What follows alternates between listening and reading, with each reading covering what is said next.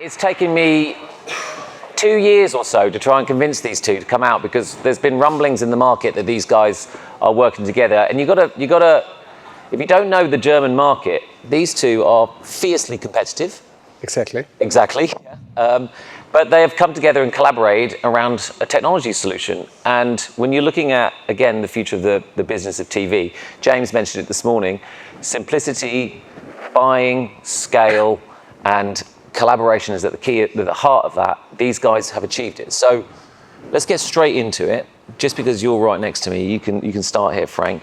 Why don't you explain what exactly you guys have collaborated on and why, and you guys can split it up. Let's start with you. Okay, so starting point is, of course, as every broadcaster also here in the room, very strong reach linear and an intensively increasing reach of our streaming platforms. And to bring that together in a kind of convergent ad tech stack, that's it more or less. So what we say is to transform linear TV into digital logics, and it is also, as we say, datafication of linear TV, so to bring it more into a programmatic world.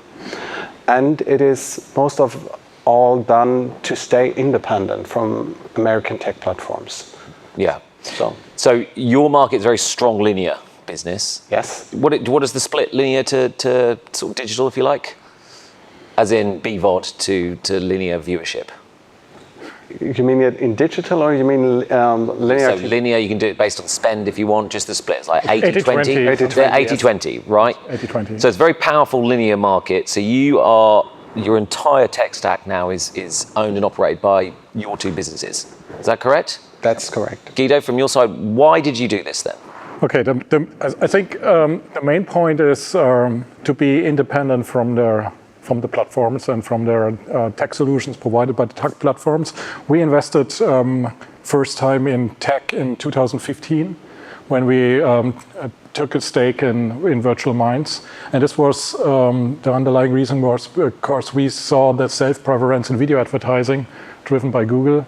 And we thought by ourselves we should invest in tech and in our own capabilities, tech capabilities, to be competitive with our inventory compared to the Google inventory. So this was the initial idea, to invest in tech, and from that, Virtual Minds, it's a German startup to some extent, and they increased their capabilities across the entire tech stack. So they started with an ad serving service, with an ad server, but they bought in an SSP, they developed a DSP, they invested in a DMP, so they covered the entire ad tech stack, and this was for us a way to go more and more independent from the tech, from the giants. But today, that's for us, it's a big advantage for the future of TV, because we think the future of linear, the majority of our inventory is still linear TV, of course, but we are faced with a declining TV market, linear TV market, and on the other hand, we see a growing digital video market. And from our point of view, the future for us is to add convergent ad products, new products, which are able to sell linear TV inventory in this growing digital video market. Because linear TV is premium, it's premium video, it's lean back, it's everything which is attractive for the advertisers. But we are in a declining market for some reasons. So and the idea is we need tech to enable new ad products for the future, new convergent ad products, combining linear TV and digital video, and bring this together to the market. And this is the new reasoning for the cooperation. But previously, you were selling your inventory on DV360, Trade Desk, other DSPs? Yeah, of course. Right. Every market, though, where we have this conversation, the clients complain a lot if you say, right, I'm taking my inventory off there. So that must have occurred in your market. Yeah, we still have all the DSPs connected to our video inventory, so we are not completely independent. Yeah. But with this new cooperation, with this tech stack, we are able to provide solutions to the market based on this ad tech stack, which are exclusively accessible via our tech. We have some experience with that because RTL and ProSiebenSat.1 founded a company, D-Force, a couple of years ago for the addressable TV market. And D-Force uses from Virtual Minds the DSP. And advertisers can buy addressable TV products via this DSP exclusively via this DSP. You just use the D-Force DSP. Yes, exactly. So all your inventory is on there. Yeah. So, but going back to my question, of course. Did the clients complain when you said, right, you can't buy through those platforms? Yeah, now and then, to be honest, but okay. But Did they reduce spend? no, I think we constantly are growing with addressable TV, and our inventory is not accessible for DV360. We cut that, I think, 7 years ago. And of course, when we did that, there was some noise around. Yeah. But we still managed to do without it. So was it based on the technology wasn't quite right because you got such a strong linear business, or was it because of the tech fees? No, I think this was not about the tech fee. So the advantage for the advertisers and for the agencies is if they book via D-Force addressable TV inventory, they have, of course, book two different and independent line items, one for airlines and one for us. But you can manage a frequency cap across the entire inventory, which is a huge advantage for the advertisers. Yeah, to have a frequency cap across the inventory of both companies. And this is something which is highly appreciated by the market, in my opinion. The agencies appreciate this way to be more competitive as a linear TV broadcasters with the digital giants. So you guys aren't like anti-programmatic? No, of course not. No. So what we did right now is because this year was everything about implementing each other's tech. Yeah. But right now, we released programmatic TV, which is of course programmatic linear TV. So the first client is now a kind of test pilot. You already released that last year, I think. So and it stays, and that's also important. It's an ad tech cooperation in terms of sales, in terms of deals, in terms of negotiation. It stays. Of course, we stay competitive. But what is the advantage, as Guido already pointed out, is that you get reporting, and probably also we are working right now on a forecast, so that you get it overall for both inventories, and that's a huge advantage in terms of agency and clients. So it's not just like about controlling fees. It's about actually controlling the ad experience. It gives you a hand up if you own the tech stack in the way that you guys do. Yeah. Yes, exactly. Is that what you're saying? Yeah, because I think you have to decide. You can work with other tech platforms, of course, but if you don't train your own ad tech muscle, so hooray. How long did it take to organise this as two fiercely competitive broadcasters? Yeah, some years. Yeah. Well, how long? Like, just give me 3 or 4 years. Is that too long? Do broadcasters dwell on this way too long rather than just do it? Yeah. What advice would you give to other broadcasters who are looking to do something like this? Yeah, I think with the view from today, with accelerated decline of the linear TV markets, we should have been much quicker. So I think a kickstart should.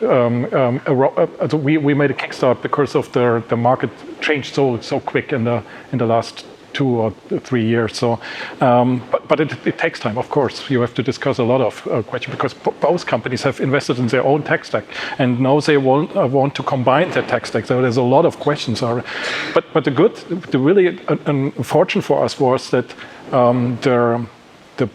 the capabilities was to some extent very complementary together. Yeah. So RTL was very strong with SpotX in the video ad serving business, and we had with the DSP and the DMP from Virtual Minds, which were very strong. So we could put together very complementary, like two pieces of a puzzle. It was quite fortunate that because in a lot of other markets they've got like similar tech.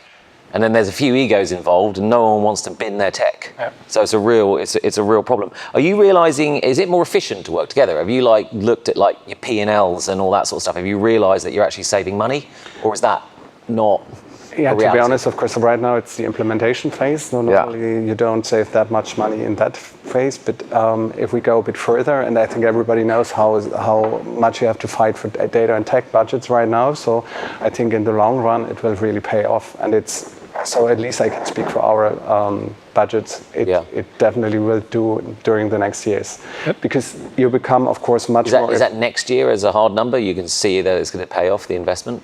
Yes, next year a little bit, and 2026 it becomes more and more fun.